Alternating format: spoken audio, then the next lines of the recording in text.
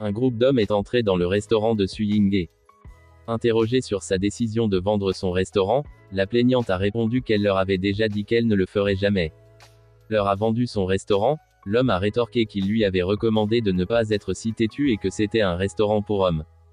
Ce n'est pas quelque chose qu'une fille faible comme elle pourrait gérer seule en poursuivant en justice, puis leur a dit de sortir car ils allaient bientôt fermer.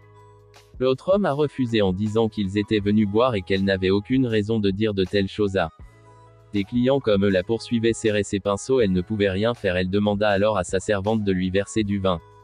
Pour leurs clients, le serviteur versait du vin dans les tasses du client et s'excusait de les avoir fait attendre. L'homme jeta la coupe et ne parvenait pas à croire qu'un humble serviteur lui servait du vin alors qu'il voulait que So Ying lui serve à boire. So Ying regardait ce qui se passait. L'homme a alors déclaré qu'il avait entendu dire qu'elle avait un joli visage derrière son voile et qu'il allait voir ce qu'il y avait derrière son voile. À ce moment-là, ses autres compagnons ont déclaré que Su Ying avait été violée par des bandits et faisait toujours semblant d'être vierge. Léo il est arrivé et a pris un pot et l'a frappé sur la tête de l'homme, ce qui a effrayé les deux autres. Ils se sont ensuite rapprochés de l'homme et ont couru avec un couteau à la main. Quand ils les ont attrapés, ils les ont jetés hors du restaurant Léo de So Ying, puis leur ont dit que s'ils revenaient un jour, ils reviendraient. Ne finiraient pas par lui casser les jambes et les bras pendant que Liu leur disait de sortir. Le procès avait l'air inquiet. À propos des événements, Léo s'est ensuite excusé auprès de Su Ying pour son arrivée en retard.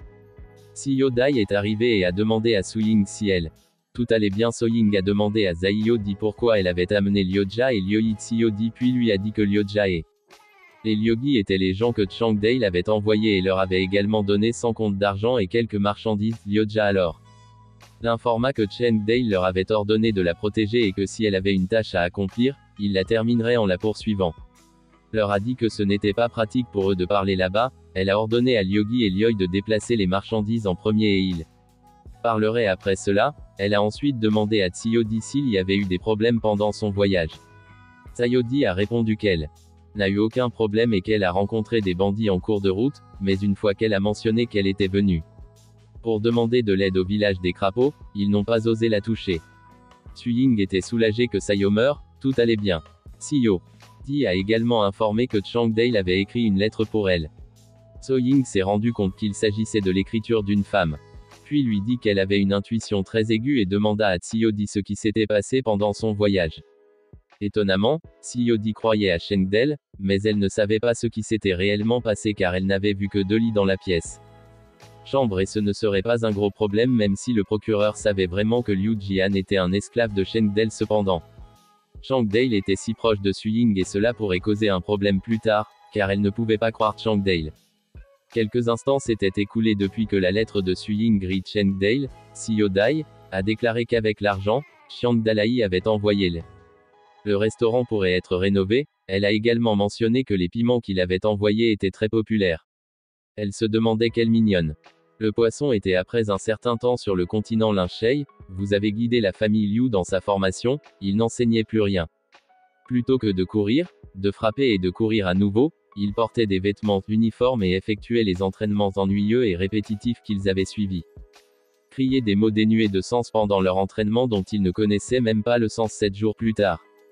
La famille Liu a commencé à montrer des signes de changement et est devenue plus polie. Liu Jiang a appelé Sunju comme Changdale l'était. Le cherchant, il répondit qu'il serait là dans une minute. Il se demanda pourquoi Changdale le cherchait toujours. Parler de choses qu'il n'avait jamais entendues auparavant, comme la fondue de chèvre au goût de poisson et de poulet kung pao et d'autres plats qu'il a affirmé que cela allait être une discussion sérieuse lorsque Changdale le chercherait à nouveau. Sanju serait arrivé à bureau de Changdale et lui a demandé s'il le cherchait. Changdalaï Ben lui a demandé s'il avait déjà entendu parler du pain. Sanju a déclaré qu'il n'avait jamais entendu parler du pain avant Changdali, puis il a expliqué que sa forme ressemblait à une sorte de carré, mais que il pouvait aussi être rond. Il a été fabriqué en faisant fermenter de la farine en ajoutant du sel puis en le faisant cuire. Il a montré un dessin d'un morceau de pain et de Sunju pensait que ça ressemblait à un gâteau. Changdalaï lui a dit que ce n'était pas un gâteau et qu'il était beaucoup plus gros et plus moelleux qu'un gâteau. Sanju devina s'il s'agissait d'un gâteau cuit à la vapeur, ce à quoi Changdale répondit qu'il était plus gros qu'un gâteau. Sunju, un gâteau cuit à la vapeur, a ensuite admis que Changdale était plus compétent que lui car il n'avait jamais entendu parler du pain. Chiang Dale a dit à Sunju qu'il devait d'abord fabriquer le four et y ajouter de la farine de blé fermentée, a-t-il ensuite expliqué. Ensuite, comment faire du pain? Chiang Dale a marmonné que la clé pour faire du pain était un four et qu'il devrait d'abord en faire un. Quelques instants plus tard, ils sont allés à la cuisine. Cheng Dali leur a alors dit qu'il ne pouvait pas faire du pain comme il faisait des gâteaux cuits à la vapeur. Chang Dali a eu du mal se souvenir du contenu de la recette utilisée pour faire du pain et que la méthode de fabrication du pain n'était pas si simple et faire du pain au four nécessite un peu d'habileté. Parfois le pain est brûlé et d'autres fois il est insuffisamment cuit après plusieurs échecs. Le premier lot de pain correctement cuit a été préparé. Chang Dale a ensuite dit à Liu Jian d'essayer le pain avec du miel moulu. Liu Jian a pris une bouchée et a déclaré que c'était bon et que Chang Dale devait aussi l'essayer. Chiang Dale leur a ensuite dit qu'il je devrais étudier ensuite comment faire le fond du pot. À un moment donné ce jour-là, tout le village de Crapaud a essayé le nouveau type de nourriture appelé pain. Le goût unique était très populaire auprès de tout le monde, en particulier auprès des enfants. Hua City Suying a demandé à l'homme s'il était vraiment impossible d'embaucher des gens et que le salaire n'était pas le problème d'un homme. A répondu qu'à l'époque, le salaire n'était plus un sujet de préoccupation et que même s'il lui prenait de l'argent, il ne pouvait pas l'embaucher. Et que personne ne voulait travailler dans son restaurant. Il a ajouté que sa mère était très vieille et qu'il était malade. Il ne pensait pas pouvoir la servir à nouveau à l'avenir. Suying était curieuse de savoir si le gérant du magasin voulait partir et s'il y avait un problème. Elle avait assez d'argent pour le résoudre. Le gérant du magasin a dit au plaignant qu'il regrettait la quittant, donc il ne voulait pas d'argent. So-Ying a insisté sur le fait qu'il était aussi un membre de la famille Xue. Que s'il voulait y aller elle ne le retiendrait plus. Elle lui a alors dit de venir à son bureau pour recevoir son salaire. Le gérant du magasin a demandé à So-Ying de ne pas le forcer car il voulait partir, alors il ne pouvait rien faire à Lydia. Observa depuis sa fenêtre ce qui se passait entre So-Ying et son gérant de magasin. Le gérant du magasin fit alors ses adieux à So-Ying puis réalisa qu'elle avait été forcée de quitter la maison de la famille Xu et qu'on lui avait donné un restaurant délabré. Elle pensait que ils doivent être là pour causer encore des ennuis car ils n'ont jamais abandonné. Zion a demandé à So-Ying si elle voulait qu'elle aille au marché et essayer de trouver de nouveaux travailleurs. So-Ying a alors dit à Xiao Dai qu'elle n'avait pas besoin d'y aller car personne ne serait d'accord. Travailler pour eux. Xiao Dai se demandait et demandait ce qu'il devrait faire. Sunju est arrivé et a demandé si elle était So. Ying Swing a accepté et a demandé à Sunju qui il était. Sunju a ensuite dit à son compagnon de sortir car ils étaient déjà arrivés. Puis s'est présenté à Suying, embarrassé, lui a dit d'arrêter d'appeler sa belle-sœur à l'avenir. Sunju a répondu que si elle avait besoin de quelque chose, elle ne devrait pas hésiter à leur demander de poursuivre en justice en lui couvrant le visage. Pendant ce temps, au restaurant Selu, mon père se demandait où Sugin avait trouvé l'argent pour rénover et ouvrir son restaurant ce jour-là. Il pensa alors que Tsuying devait être doué pour utiliser des méthodes sournoises pour obtenir de l'argent de gens riches et prétendant que cela n'affecterait pas ses affaires, il a alors demandé à son serveur de se rendre au restaurant de l'autre côté de la rue et leur a demandé s'il pouvait leur prêter des chaises puisque leur restaurant avait beaucoup de clients. Le serveur a répondu qu'il ne pensait pas qu'il les laisserait emprunter leurs chaises disposées qui ont ri et ont dit au serveur que peu importe s'il était d'accord ou non, il les a informés que ils n'avaient pas besoin de leurs chaises car ils n'avaient pas de clients. Il a ensuite salué l'honorable Zhang et l'a invité à entrer son restaurant comme il l'attendait depuis le matin. L'honorable Zhang a dit à papa qu'il voulait un rendez-vous privé chambre et de servir tous ses plats spéciaux à ses amis car ils étaient tous venus de villes différentes. L'une des les compagnons de Zhang ont marmonné qu'il avait entendu dire que les plats du restaurant La Dadu étaient tous uniques. Est venu vérifier si c'était vrai ou si c'était juste une rumeur qui s'est ajoutée et les a informés qu'il leur avait préparé une chambre au rez-de-chaussée. Deuxième étage et leur a demandé de procéder pendant qu'ils préparaient leur commande. Il a ensuite informé l'honorable Zhang que le chili qu'ils utilisaient dans leurs plats était leur spécialité fabriquée à Hua City et qu'ils n'utilisaient que des ingrédients frais, l'un des laits. Les serviteurs de Dadu l'ont informé qu'il y avait un problème. Les Dadu lui a demandé ce qui n'allait pas. Le sermon l'a informé que leur chili était en rupture de stock, ce qui a choqué papa et s'est demandé comment c'était arrivé. Le serviteur lui a dit que leur chili était en rupture de stock. Les clients venaient principalement dans leur restaurant pour leurs plats spéciaux. Ils ont bouleversé leurs données et ont alors pensé que Suying était arrogant et en avait définitivement une idée. Il a ensuite informé monsieur Zhang que leur stock de piment était épuisé et a demandé s'il voulait modifier sa commande. Monsieur Zhang lui a dit de ne pas s'inquiéter car il comprenait que le chili était cher et il était le seul à vendre des plats à base de piment. Il a rassuré en disant qu'il n'avait pas à s'inquiéter et qu'il le ferait payer autant qu'il le voulait. Il a menti et a dit à monsieur Zhang qu'il n'essayait pas d'augmenter le prix et qu'il disait lui a dit la vérité qu'ils étaient à court de stock de chilis bouleversés.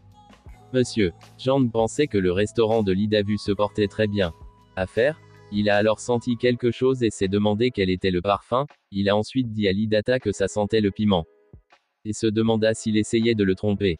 Leda était confuse et dit à monsieur Zhang que l'odeur ne venait pas de leur restaurant. Il se demanda alors où était la source de l'odeur.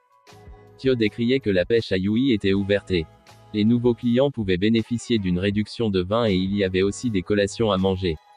Monsieur Zhang a dit à ses compagnons qu'il devrait aller au restaurant de Suying et vérifier Leda anxieuse qui a demandé à monsieur Zhang de ne pas partir car il le servirait et le poisson aromatisé au vinaigre de son ami qui était leur plat signature. Il a ensuite demandé à ses autres clients de ne pas partir. Lion était toute joyeuse lorsqu'elle a vu une énorme vague de clients. Elle a ensuite remarqué que papa marmonnait quelque chose à propos de le dire. Ses clients de partir et comment ils auraient aimé manger dans son restaurant à la place. Siode a ensuite demandé à Lidaru si elle pouvait emprunter quelques-unes de leurs chaises car ils avaient beaucoup de clients à l'époque et ils n'avaient pas assez de sièges pour tout le monde d'Enrage. Papa a dit à Ziode qu'il ne les laisserait jamais prêter de chaises. Siode répondit que s'il ne voulait pas leur prêter de chaises, il aurait pu simplement a refusé car il n'était pas nécessaire de crier et de se rendre compte qu'il n'avait pas de clients ce jour-là. Papa a été attrapé au dépourvu par ce que Tsiyo Dai a dit pendant ce temps au village des crapauds. Cheng Dali a demandé à Liuja si la situation à propos de Loi la ville allait bien et si jamais il lui manquait. Liuja lui disait que Suying lui avait écrit une lettre et lui avait ordonné de la livrer. Chang Dale a ensuite demandé à Liu Jian de lui lire la lettre de Suying. La lettre que Suying avait envoyée avait seulement 4 à 6 lignes et dans la lettre de poursuite, elle a fait de son mieux pour exprimer sa gratitude envers Cheng Dale. Elle était très reconnaissante pour les recettes et autres choses qu'il a envoyées. Elle a également mentionné qu'elle était heureuse d'apprendre qu'il avait un charmante fille avec lui et espérait qu'il aurait une bonne relation pendant 100 ans si un jour elle pouvait rencontrer Lu Jaan. Encore une fois, elle félicitait personnellement son Cheng Dalai, puis marmonnait que les mots de la lettre de Soying étaient clairement a transmis des intentions de meurtre et soulevé des questions sur les femmes. Il a ensuite demandé un stylo et de l'encre pour rédiger une lettre de réponse. Liu Yohan lui-même a demandé à Chang Dale s'il n'avait pas besoin qu'elle écrive la lettre au moment où Cheng Dali lui a dit que elle pourrait le faire la prochaine fois. Il a ensuite laissé le pigeon messager voler et a remercié Liuja pour son travail acharné. Il a demandé à Liuja pour revenir en arrière et lui apporter la réponse de Suying. S'il y avait un problème à Loi City, il devrait lui faire savoir que Lyogi était obligé et a demandé à Cheng Dale pourquoi il ne l'avait pas laissé remettre la lettre au plaignant. Chang Dale était resté sans voix en réponse aux questions de Lyogi. Question après un certain temps, le pigeon messager s'est envolé vers la ville et est arrivé à la fenêtre du suspect. Il a attrapé l'oiseau et a pris la lettre si elle voulait savoir quelle était la justification de Chang Dali. Ses yeux se sont grands ouverts après avoir lu le contenu de la lettre de poursuite de Chang Dale était perplexe, se demandant ce qu'il faisait et pourquoi le pigeon voyageur était là pour la contacter en cas d'urgence et elle ne pouvait pas croire qu'il ne lui avait envoyé que 3 mots. Elle alors. Je me demandais ce que faisait Chang Dale et s'il voulait qu'elle dise oui. Siyo est arrivé et lui a dit que Cheng Dali avait lui envoya une autre lettre. Siyo Di était curieux de savoir ce que Chang Dale avait écrit dans sa lettre à laquelle Suying a répondu qu'elle ne savait pas parce qu'elle ne l'avait pas encore vu.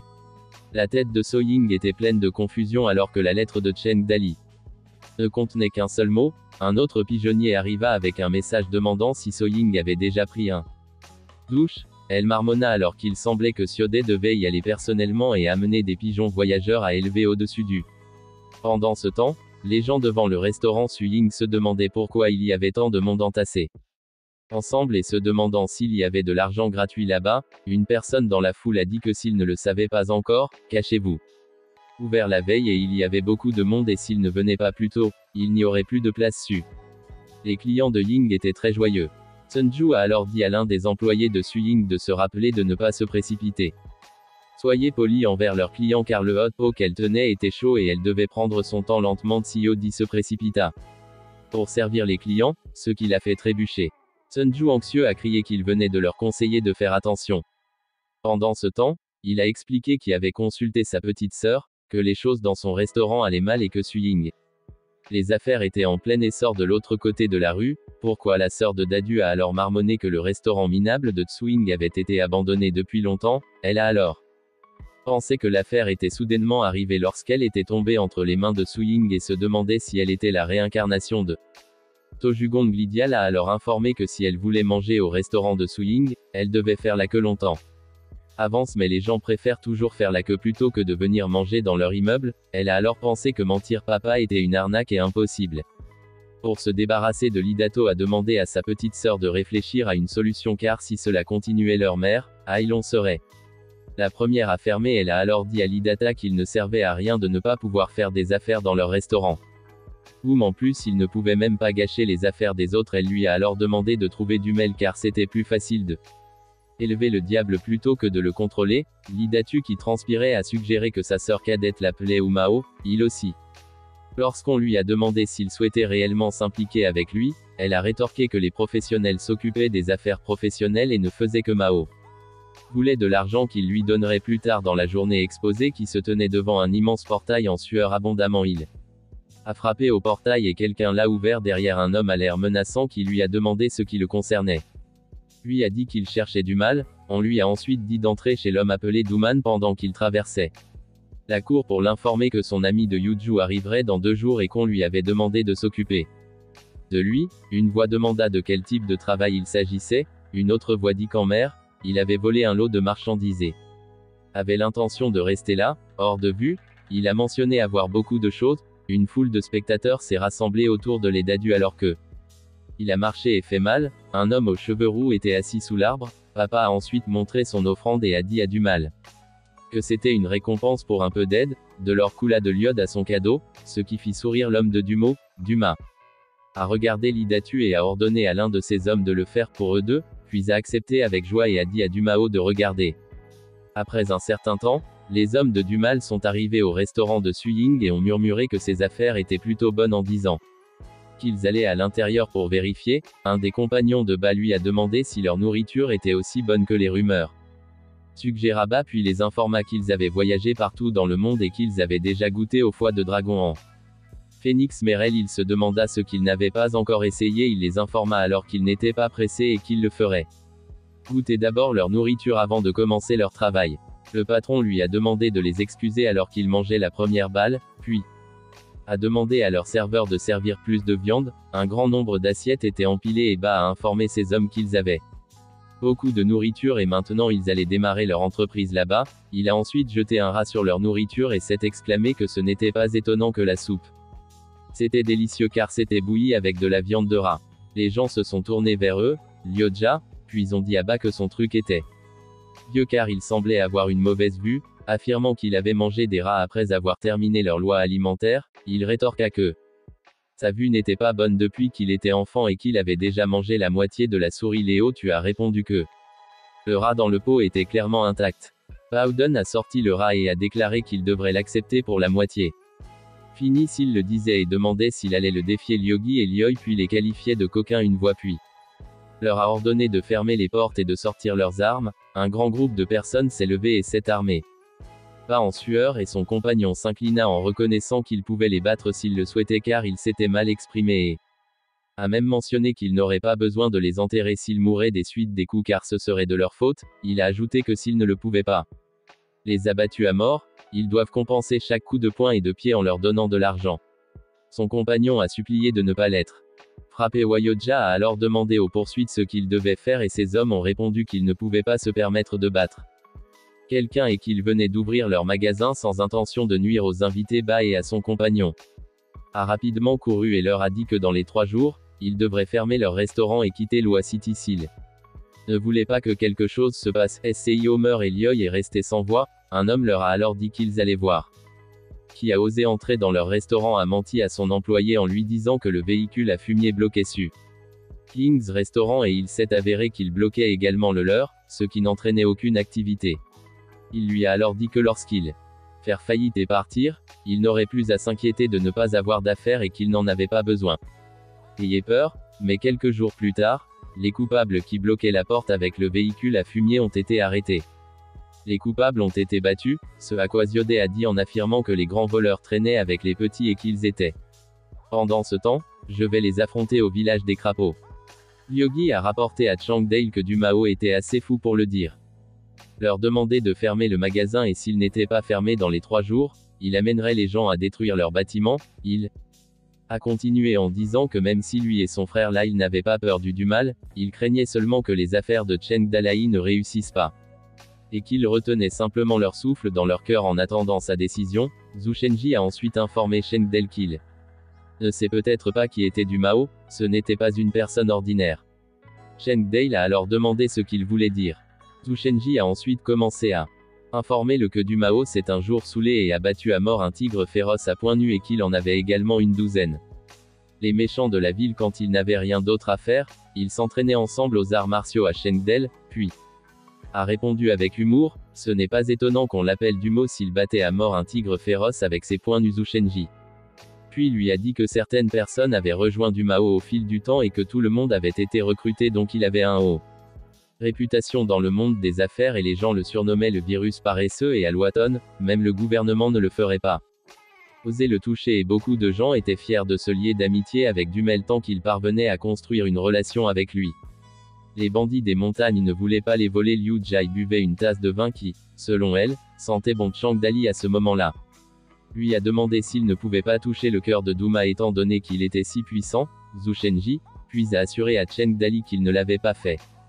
Que je devais m'inquiéter et que la question serait assez simple si on lui demandait. Liu Jian prit une gorgée de vin et lui dit ensuite Changdali que Gao Fei et Dumal avaient une excellente relation et que les deux s'appelaient frères à chaque fois. Gofei qui entre dans la ville il est reçu par Dumal et ils ont juste besoin de faire confiance à Gofei dont la réputation est à la hauteur.